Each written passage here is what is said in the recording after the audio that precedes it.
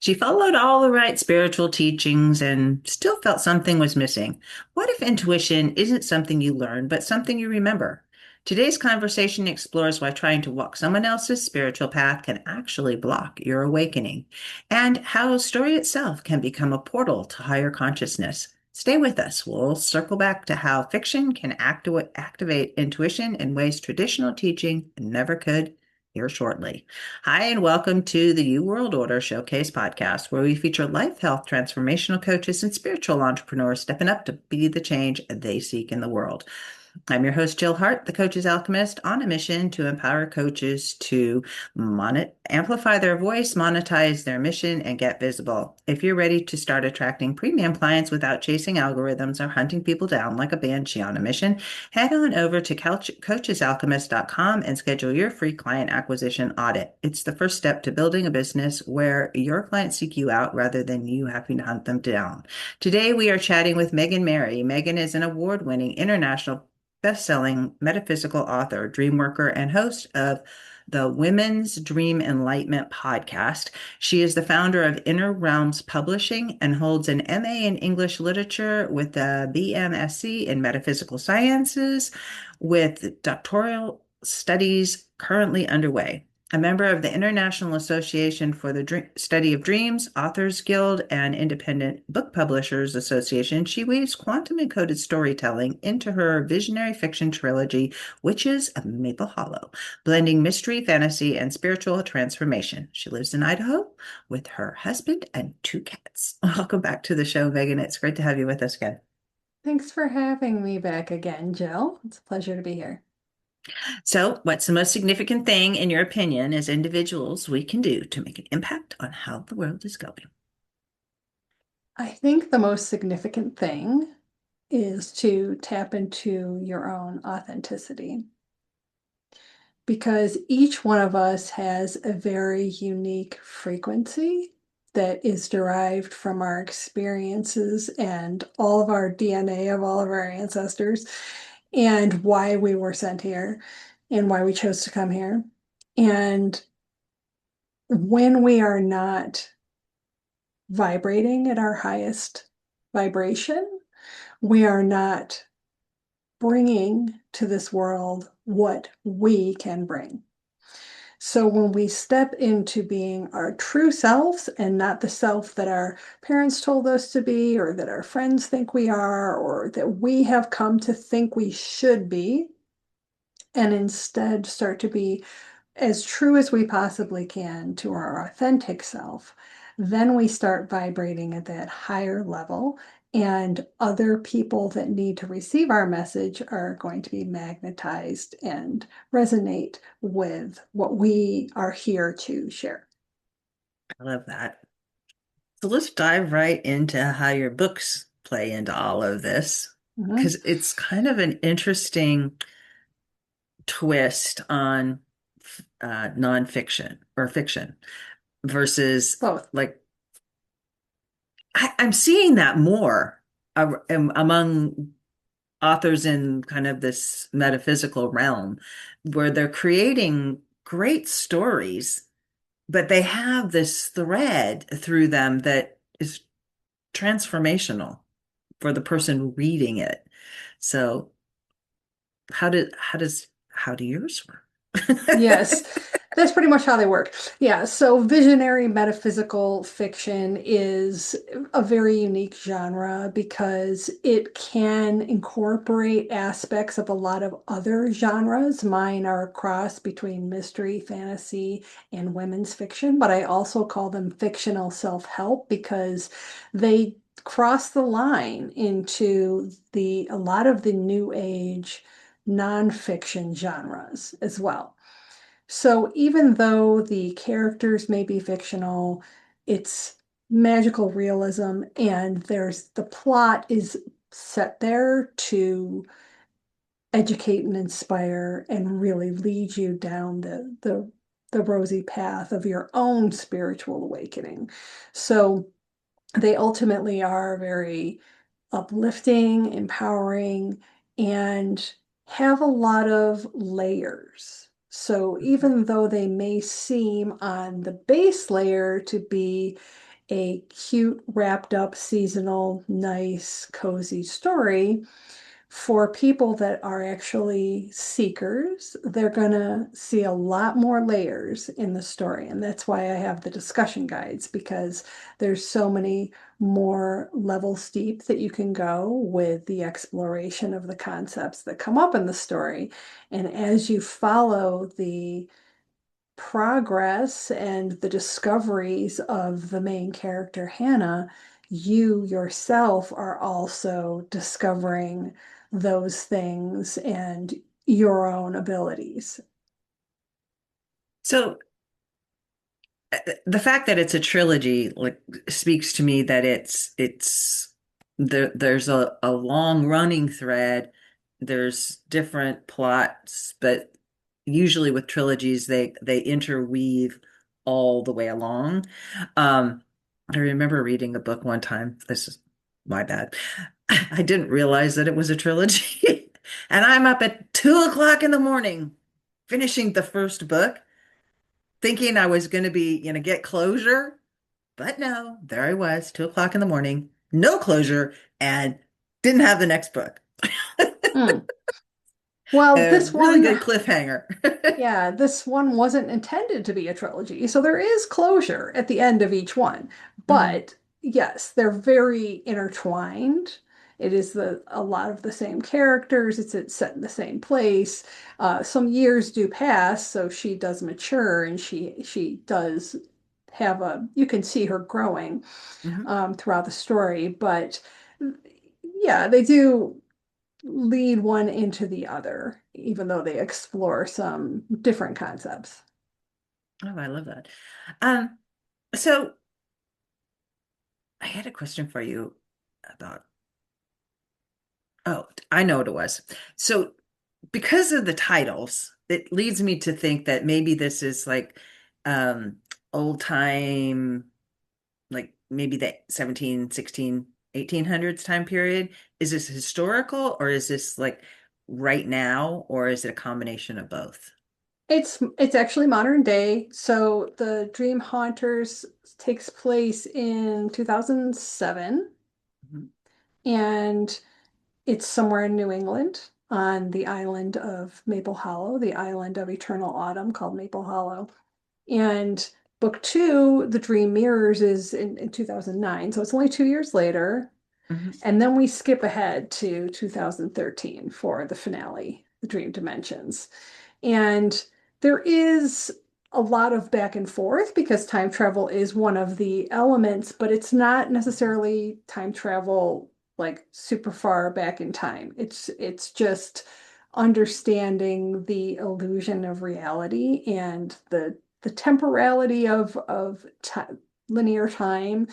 mhm, And as she is discovering a lot more about quantum physics and the universe, she realizes so much more. And then we get into this dream dimensions, but they do all have to do with dreams, of course, as well. mhm. And so we spend a lot of time in Hannah's dreams as well as in her waking life. Interesting. And I would suppose that it really helps people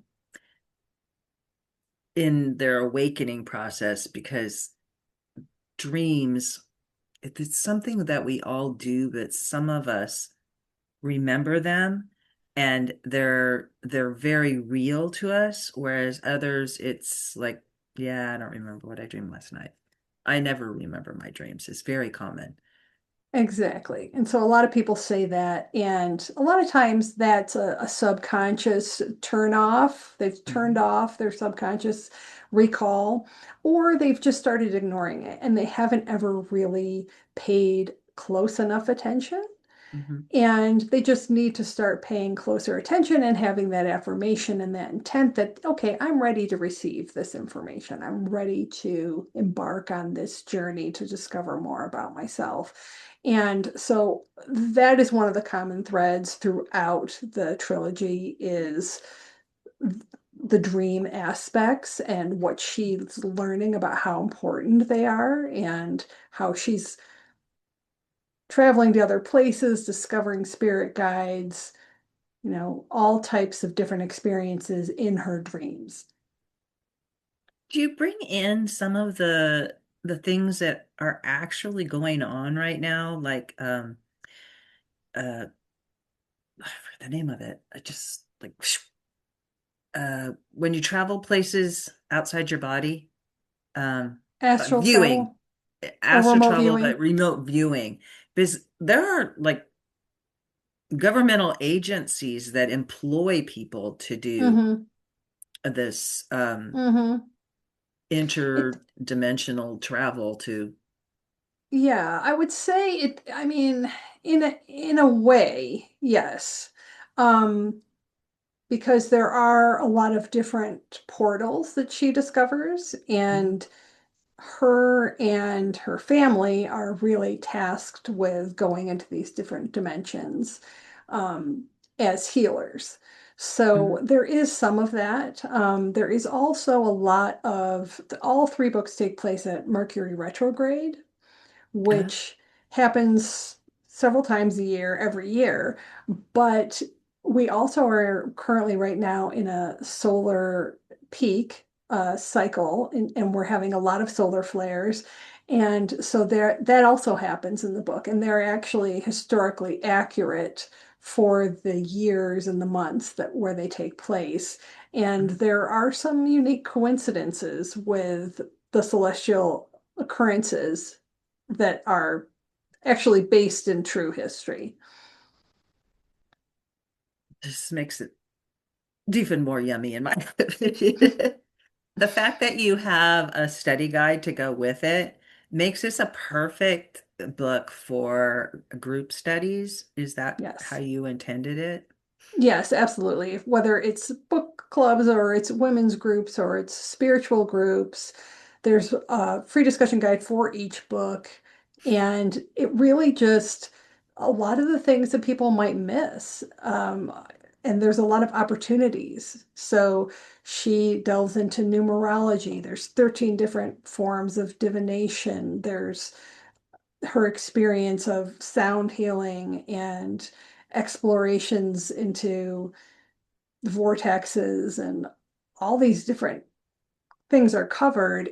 And if you're not reading it to learn, you might miss those things if you're reading it just for pure entertainment purposes. And Mhm. so the discussion guide really makes you go back and say, okay, let's discuss this for a minute. What is this about? And let's do an exercise or an activity that has to do with this concept so that we can really incorporate it into our own practice.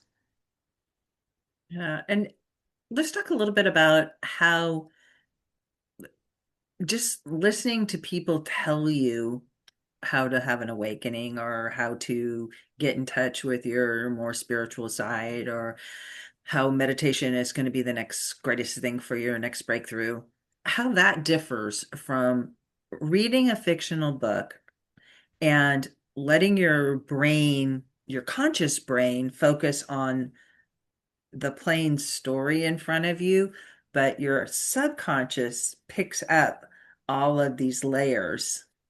I love that you said that and noticed that, because parts of our brain work on the logical aspect, but other parts of our brains work on the metaphorical aspect. And they really, it's very much like our dream experiences, where they are take place in metaphorical stories with symbolism, but they might not be literal. And so when we are told a story, whether it's allegorical or otherwise, we start to understand it on multiple levels.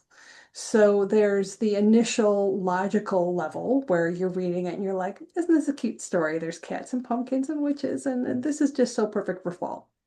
And you're just analyzing it from that point of view. Mhm. But then there's the emotional level, there's the philosophical level, there's the metaphysical level, which is beyond those initial impressions of the story. And it's written in that layered format so that you can go back to it and read it again and again and notice something that you didn't, and that you can, there's an opportunity to go deeper. And I think story telling is one of those timeless activities that teach, like you've said, in a way that expecting to follow someone else's steps or experience isn't going to do. Everybody's going to experience the book in a different way. It's going to Mhm. resonate and have meaning for each reader in a very unique way. And that's very much what our dreams are. That's why dream dictionaries don't work, because they tell us what they think our dream means based on historical mythology or archetypal definitions. And that's maybe not what it means for you, because your experience and your subconscious is very different. And so it's written in a way that it allows people to lose themselves in it, but also find themselves. Is the main character written in such a way that you find yourself identifying with them Yes. as like I don't know about you, but when I read a book, I will find a character and I become that character as I'm reading it, even though they have a different name and they're different people. But some authors are really good at that. Others want you just to look at the big picture and not really identify with anyone. They just want to show you what's happening to all these different people. There's a main person, but um, you don't really like jump into that person. Right. Yeah, I find that it's very immersive also because there's so much soul in it. There's so much emotional depth. So she has a lot of grief and anxiety and depression, and she's struggling with all of these things, and in addition to the fact that she has difficult life circumstances in the first book. Mhm. And that, when it is done authentically, resonates with people because it's not contrived. And we Mhm. all suffer those same experiences from time to time. And so it really does hold that truth, which is why it's so different from if somebody's trying to write to market or somebody's using artificial intelligence to write something. It's not, for me, it was like publishing my journal because it was so personal, because they were emotions that I was having. And that, I think, is the most powerful thing as writers that we can do. Yeah. Authenticity is in the human connection. The more that we lean into AI, the more people are going to crave being able to connect and being able to connect with authors. I grew up reading. We didn't have TV when I was young, so I have read a lot of different authors over the decades of my life, and they're they generally come from different perspectives and their storytelling's different depending on the genre that they're talking about. But the ones that really stuck with me over the years are the ones that pulled me into a story and I learned something from. I grew from reading it. My life was much richer for having consumed that content. And by consuming it, I mean I sit down with a physical book, pages, and read it. And I have to have quiet when I do stuff because otherwise my brain gets like, Yep, wait, what should I focus on? But it's books can have such transformative power in a way that like just learning stuff never can, and certainly not videos. absolutely. And I do believe in the interdimensionality of our existence. And so when people say, I feel like it's a real place, I feel like I've been there, it's like, well, Mhm. it is a real place because I created it. I created this other dimension where you can travel. And that is, like you said, transformational because you are being transported into this story. And it suspends reality, it suspends your judgment in the way that when you're reading a nonfiction book or you're taking a course, you're perceiving it from a very analytical point of view. And when you pick up a fiction book, that's not your expectation. So that's not how you're receiving the information. Yeah. Yeah. And so, how can people find your books? Yes, so they're available at distributors worldwide, all the usual ones, but I also sell them on my website at meganmary.com. And it's /books, or you just click on books, you'll see the books on the homepage. And they are all an audiobook as well, which was one of my favorite parts of that whole journey was having the audiobooks created, narrated by Pearl Hewitt, which is an amazing British narrator. And that really gives them a very fairy tale feel, fairy tales Hmm. for adults. And yeah, I have signed copies, ebooks, all of that, as well as merchandise on my site. And while you're there, I also have dream courses and one-to-one dream sessions and a lot of other dream related offerings because that really is one of the areas of metaphysical sciences that I specialize in. So let's explore that a little bit deeper as well. As you have this series of books that encourages people to look at dreams and explore the possibilities of dreams. And then you help people move from the theoretical into the practical. Like, this is how it can look for you, and this is how to, if you're one of those people that's out there that's saying, I never remember my dreams or only get bits and pieces, someone could come to you and you could help them with tools for how to set yourself up the night before to remember your dreams in the morning, because I know there are ways to do that, and how to best use the memory of your dreams or to use your dreams entirely. Is that kind of where you go with your coaching? Yes, yes. So I do have that online course that I mentioned. It's called Women's Guide to Dream Decoding, and it does have a section on dream recall. So it really gives you a lot of tools to increase your dream recall if that has sparked your interest and you're like, okay, this sounds amazing. I've never thought of this, but I don't Mhm. know how to get started because I don't remember my dreams right now.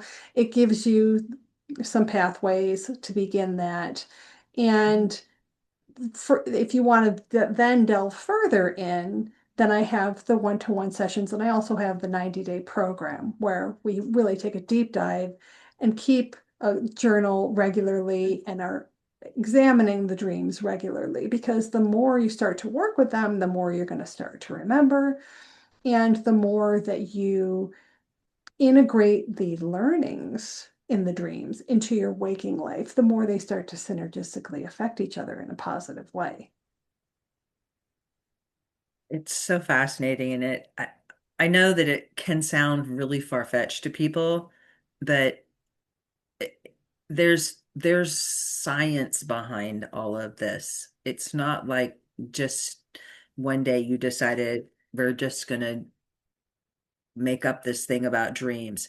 You can get hooked up and wired up, and they can document how your brain changes when you're dreaming versus when you're conscious, when you're awake, and how having somebody to guide you through the, I'll just call it the thinning of the veil between your subconscious and your conscious, can help you overcome trauma, live your life more fully, own your authentic self, understand your purpose for being here, because your subconscious is constantly like, hello, hello, trying to reach you out there.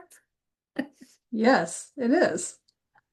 It really is. There's so many benefits to it. And it's part of what I'm doing is just spreading that awareness of dream appreciation, but also of what I call dream empowerment, which is really just being empowered by your dreams instead of being embarrassed by them, learning Mhm. that they are a tool for you, that they can guide you, that they are there to help you.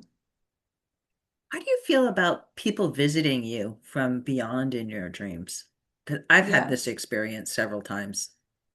Yes, it's a very powerful, and I think visitation dreams are totally different from what I call story dreams Mhm. because the experience is so visceral and so real and so different. Now, of course, lucid dreams can also be very real and different. But I do believe that the reason that people have those experiences is because we're spirits first, spirits having a human experience versus the other way around, and that everyone who is no longer a human is still a spirit, and that they are around us all the time, but our brain is constantly filtering out so many things, even in our visual field.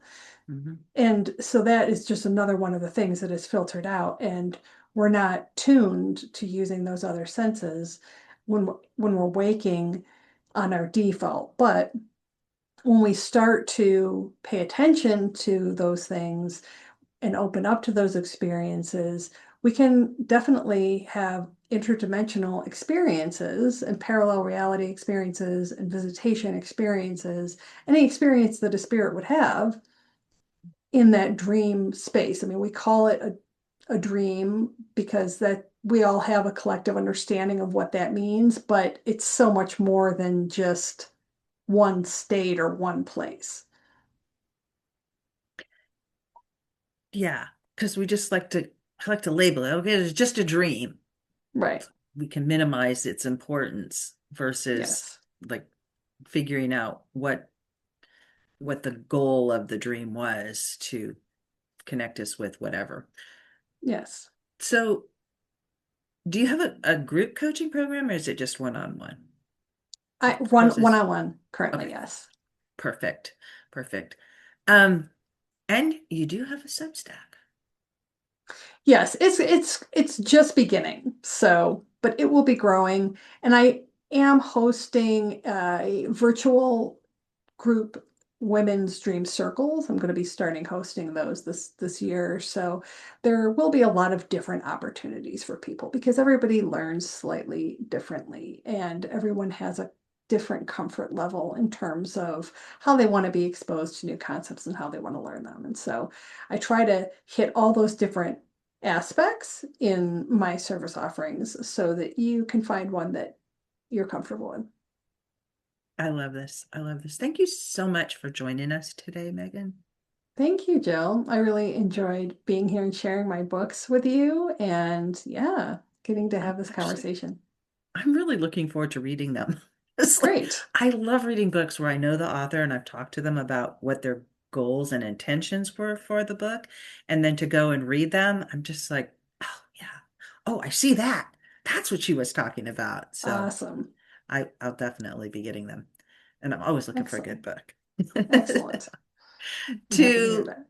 To learn more about Megan and to find her books, please visit meganmary.com/books. And also, please consider subscribing to her publication over on Substack, which is meganmaryauthor.substack.com.